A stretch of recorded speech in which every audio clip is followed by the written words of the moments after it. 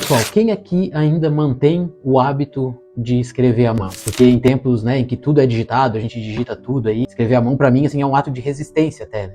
E eu tenho uma relação que já vem de um bocado de tempo, assim, com essa questão do escrever à mão. Desde que eu comecei a escrever poema, eu sempre escrevi à mão, por exemplo, né? Todos os meus poemas, não lembro de nenhum poema em que eu tenha digitado ele primeiro, antes de escrever à mão.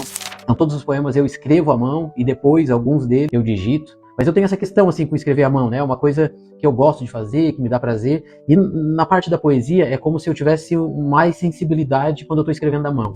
Parece que eu sinto melhor o poema. Parece que quando eu vou digitar, se eu for digitar ele antes de escrever à mão, eu me sinto um pouquinho engessado, assim, é como se não saísse, né? E tem uma questão neurocientífica até sobre isso também que eu queria trazer aqui, que eu acho bacana, assim, né? Que depois eu acabei estudando e aprendendo, assim, que escrever à mão, essa prática, essa arte que eu chamo, né?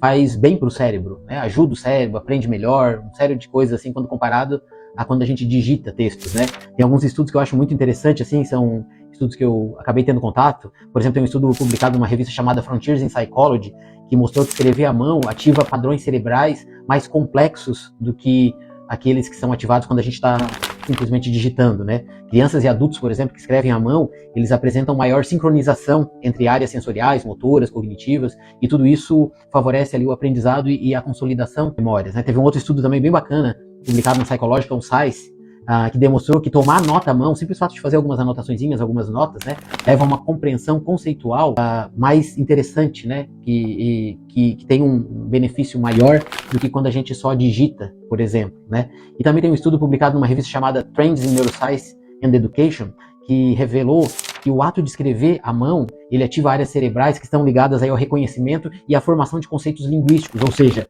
melhora o aprendizado para a leitura, quando a gente só comparado, por exemplo, com quem digita, né, ou apenas observa o texto. Então a própria neurociência mostra que escrever à mão traz mais benefícios para o cérebro do que digitar, por exemplo, um texto.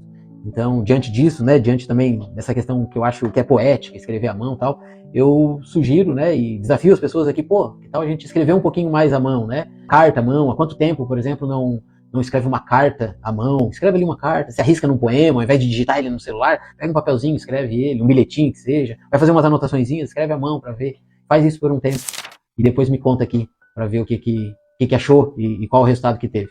Pessoal, poesia e neurociência juntas, bora escrever à mão. Escrever à mão é ato de resistência. Em tempos que até a inteligência começa a ser artificial, caneta e papel são como um escudo para que eu não esqueça quem eu sou.